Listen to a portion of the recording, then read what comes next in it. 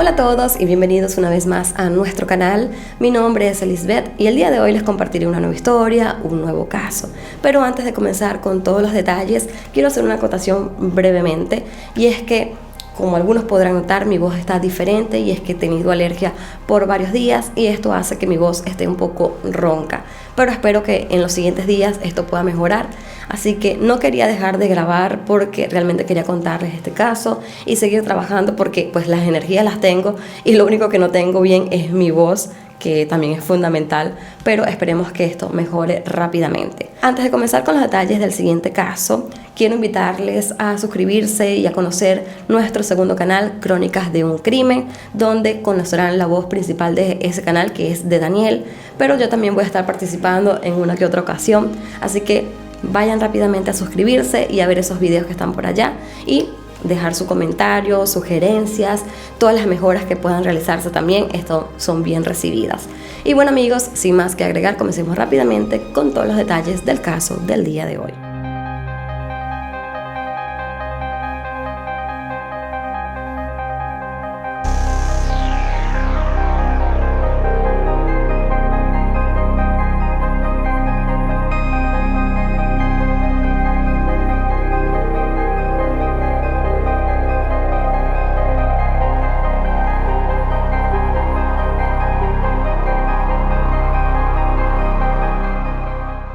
William Muller era un veterano de la guerra de Vietnam y electricista. Había tenido 2 matrimonios fallidos hasta que en 1989 conoció a Nancy Branch, quien era hija de un amigo suyo. Cuando ambos se conocieron, Nancy contaba con 21 años, tenía una hija de 1 año y recién se había divorciado, por lo que debía mantener a su hija Sarah Powell. William la contrató para trabajar con él e inmediatamente se sintieron atraídos el uno por el otro. William era 25 años mayor que Nancy, por lo que su familia no estaba feliz de que tuvieran una relación. Sin embargo, no había nada que pudiera hacer para separarlos. La familia de Nancy dijo que William temía que ellos intentaran separarlos, por lo que este hombre alejó a Nancy de casi toda su familia. Incluso les prohibía que la visitaran a menos que él los invitara a la casa. Pese a todo esto, Nancy mantenía comunicación frecuente con su familia, aunque no se veían mucho. Ya a mediados de 1994 se mudaron juntos a Tilly, Arkansas, donde William se dedicó a vender armas de fuego, con lo cual ganaba muchísimo dinero. Durante esos años, William fue vinculado con un movimiento de extrema derecha, neonazi y antigubernamental. En febrero de 1995, la familia Muller sufrió un robo dentro de su casa, donde unos sujetos ingresaron a robar sus armas y municiones. Además, se llevaron monedas de oro y plata que éste coleccionaba, las cuales tenían un valor de aproximadamente $39,000 y $50,000. Pese a haber denunciado el robo inicialmente, William tenía sus sospechas sobre quiénes podían ser los responsables, por lo que decidió no seguir con la denuncia en el condado de Searcy. La noche del 10 de enero de 1996, los Muller fueron a visitar a un amigo suyo, quien era el Dr. Charles Turner, y debido a que estaba nevando mucho y que las carreteras estaban congeladas, él les pidió que se quedaran a dormir aquella noche y se fueran por la mañana, y así ellos hicieron. A la mañana siguiente, siendo ya el 11 de enero, los Muller se fueron a su casa, pero a partir de allí no fueron vistos nuevamente por nadie más. En un principio, la madre de Nancy pensó que Muller se había unido al grupo neonazi con el que él se había vinculado, por lo que debían mantenerse escondidos. Por esta razón no se preocuparon demasiado ni llamaron a la policía. Sin embargo, unas semanas después, William debía asistir a una exhibición de armas en Springdale, pero no fue, y eso fue algo bastante extraño porque era algo que él hacía por trabajo. Luego, William dejó de asistir a 2 exhibiciones más, lo cual ya era demasiado sospechoso, así que la familia de Nancy denunció la desaparición de toda la familia. Pese a todo esto, no hubo tanto interés por buscarlos, sobre todo porque la familia tenía las sospechas de que pudieran haberse unido al grupo neonazi.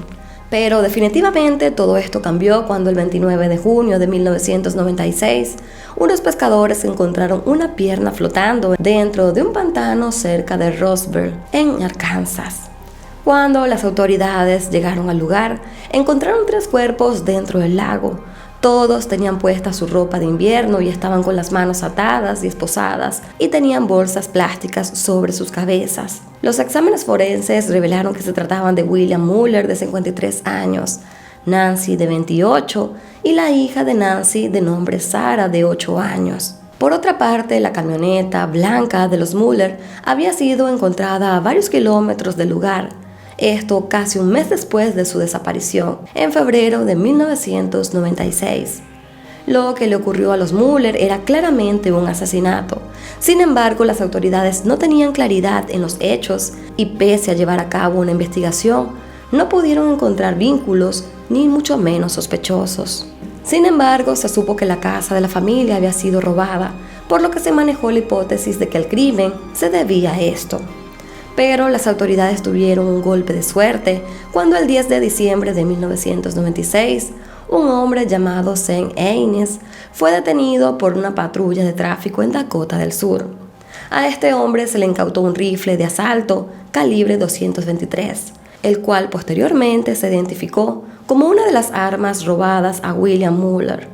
La investigación de cómo obtuvo esa arma llevó a los oficiales a Farron Lovelace, un hombre que había sido condenado por robo a mano armada y se había escapado de la prisión. Las autoridades descubrieron que Farron estaba escondido en una de las montañas ubicada en Idaho. Cuando este hombre fue arrestado y confrontado respecto a los asesinatos de Muller, Farron hizo un acuerdo con las autoridades para así delatar a las personas involucradas.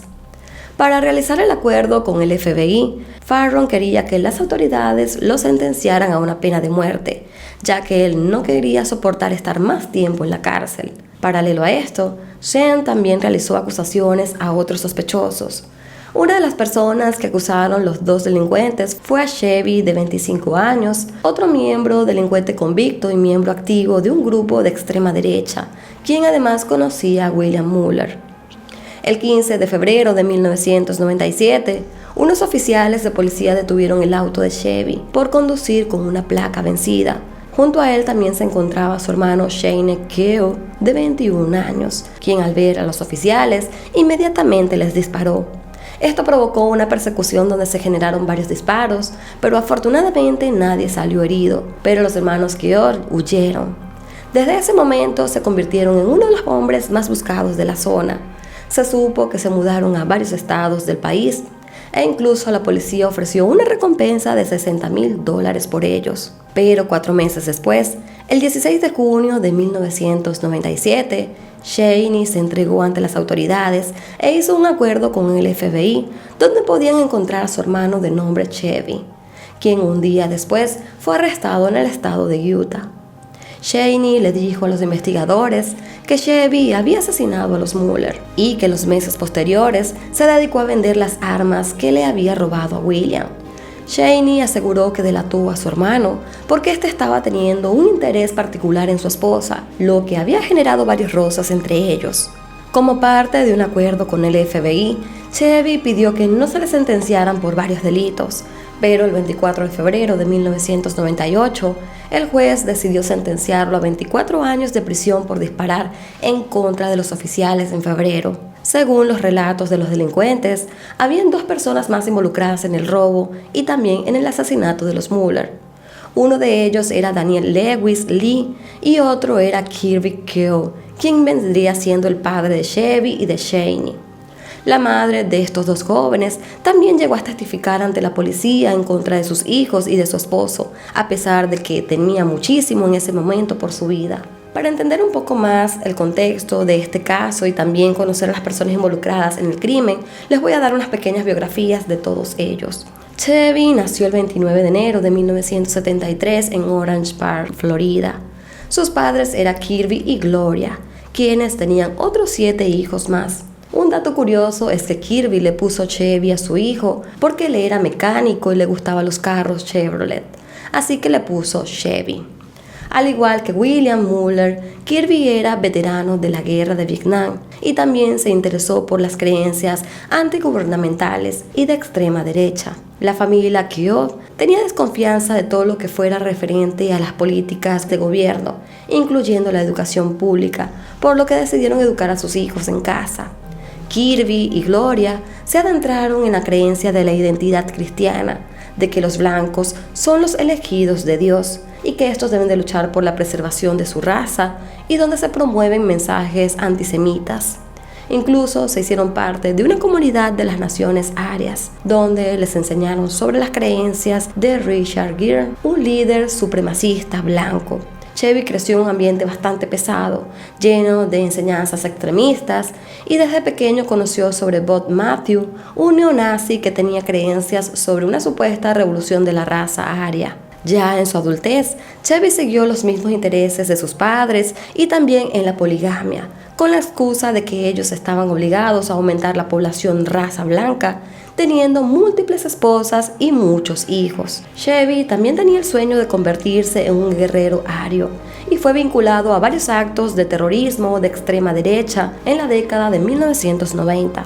Incluso se tiene registro de que a partir de 1994, él comenzó a suministrar armas de fuego al ejército republicano ario, un grupo terrorista que robó al menos $250,000 a bancos. Como parte de su meta, Chevy fundó la República Popular Aria, una organización dedicada a actos de terrorismo como fue la fabricación de bombas, robos y asesinatos. Uno de los ataques más grandes liderados por Chevy y su organización fue el bombardeo al ayuntamiento de Spokane el 29 de abril de 1996 en el estado de Washington. A raíz de la fundación de su organización criminal, en 1995 conoció a Daniel Lewis Lee, otro supremacista blanco. Daniel, por su parte, nació el 31 de enero de 1973 en Yukon, Oklahoma. Fue un niño abusado y descuidado por sus padres, y se involucró en este tipo de organizaciones cuando era muy joven. Al igual que Chevy, Daniel también era un chico problemático y con antecedentes penales. El 24 de julio de 1990 participó en el asesinato de un hombre llamado Joseph. Daniel fue quien inició el altercado, pero su primo John fue el autor material del asesinato, y esto fue realizado con un cuchillo. Unos 4 meses después, Daniel se declaró culpable de robo y se le desestimó el cargo de asesinato, por lo que fue sentenciado a tan solo 5 años de prisión. Mientras que su primo John fue condenado a cadena perpetua sin posibilidad de libertad condicional. John, por su parte, murió en prisión el 7 de enero del año 2014. Una vez que salió de prisión, Daniel siguió con su vida delictiva. En mayo de 1995 fue declarado culpable por portar un arma ilegalmente y fue condenado a 6 meses de libertad condicional. Daniel también tenía otros alias y se hacía llamar Daniel Lewis Graham, D.L. Graham o Danny Lee. Para abril de 1996 también estuvo involucrado en una pelea en un bar, luego de decirle varias palabras racistas a un nativo americano, lo cual provocó que recibiera una bola de billar en su ojo, lo cual posteriormente perdió. A raíz de esto, sus amigos comenzaron a llamarlo Cyclops. Daniel Lee y Chevy fueron los principales autores de la bomba del ayuntamiento de Spokane. Una vez que ambos fueron arrestados, se dio a conocer su vinculación tanto en los asesinatos de los Muller como el del atentado. Con respecto a los asesinatos, la policía descubrió que el plan inicial fue idea de Chevy, ya que su intención era robar el arsenal de armas que tenía William Muller, así como su dinero. Chevy sabía todo esto por él y su padre Kirby. Ellos fueron los autores del primer robo a la casa en febrero de 1995. Kirby y William se conocían debido a los nexos que William tenía con los miembros de las organizaciones neonazis. La intención era robar a William y con todo lo que le robaron financiar su organización criminal, para así llevar a cabo la supuesta revolución aria.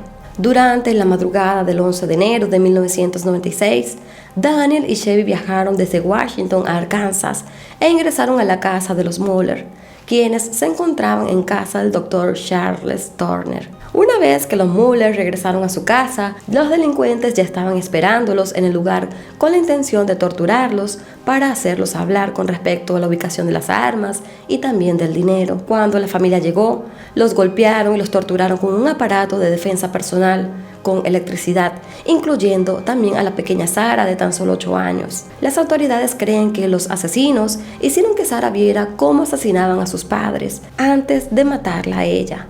Los delincuentes cubrieron sus cabezas con bolsas plásticas para luego asfixiarlos.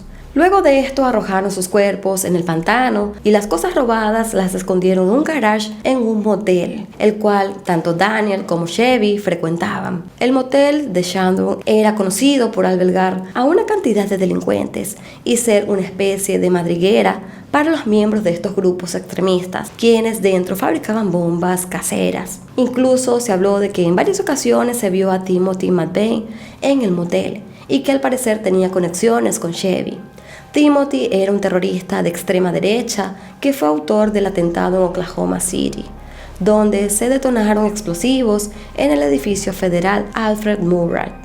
En este atentado murieron 168 personas y hubo al menos 680 heridos. Ha sido uno de los atentados más grandes de los Estados Unidos. Un testigo afirmó que Chevy le había dicho, muy entusiasmado al gerente del motel, que encendiera la televisión porque pronto habría una gran noticia.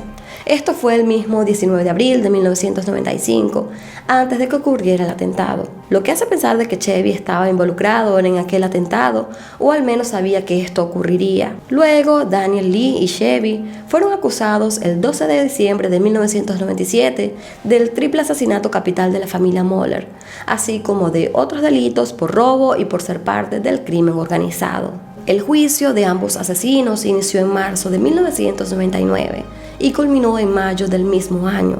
En el juicio, llevado a cabo en un tribunal federal, se presentaron todas las pruebas que tenía la fiscalía respecto a los asesinatos y a sus nexos con las organizaciones terroristas.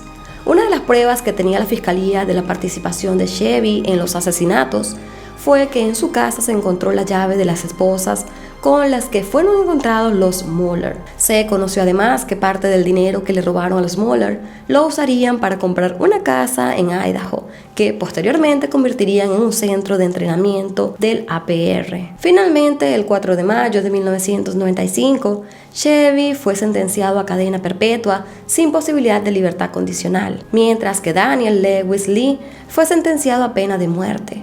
Por otra parte, Kirby fue sentenciado a solo 44 meses de prisión, mientras que Chaney fue condenado a 24 años. Luego de la sentencia de Daniel Lee, se generó un debate sobre su condena y la de Chevy, ya que él no recibió la pena de muerte a pesar de también tener bastantes antecedentes penales graves. La diferencia fue que los abogados de Chevy fueron más audaces y evitaron presentar todos sus antecedentes al jurado. Hubo 2 procesos judiciales de apelación en los que se desestimó la condena de Daniel, pero luego nuevamente fue confirmada por la corte. Como muchos otros condenados a pena de muerte, Daniel Lee pasó muchos años esperando su ejecución en el corredor de la muerte, y pese a intentar revertirlo y presentar solicitudes en la Corte Suprema de los Estados Unidos, quien se negó a suspenderla.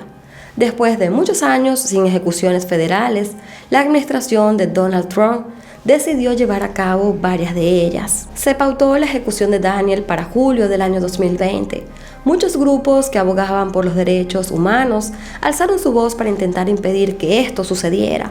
Incluso la familia de Nancy Moller pidió que esta ejecución no se llevara a cabo, ya que no querían cerrar este ciclo de esa manera por la memoria de Nancy. Una de las críticas que le hacían a las autoridades federales era que muchas personas creían que llevar a cabo una ejecución cuando el país estaba atravesando una pandemia era innecesaria porque habían cosas más importantes que atender. En este aspecto, hay muchas opiniones y posturas políticas que tienen que ver con la suspensión de las ejecuciones hechas por el presidente Obama en su administración anterior, ya que en esa época hubo fuertes críticas con respecto al medicamento que se está usando para las ejecuciones. Los abogados de Daniel y los grupos de derechos humanos intentaron por todos los medios frenar la ejecución y lograron que por unas horas se suspendiera.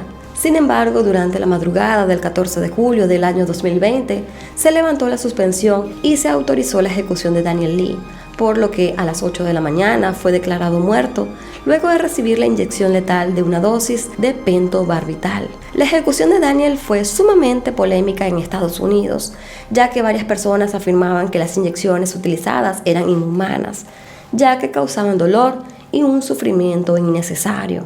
Y esto era hablando específicamente del pentobarbital.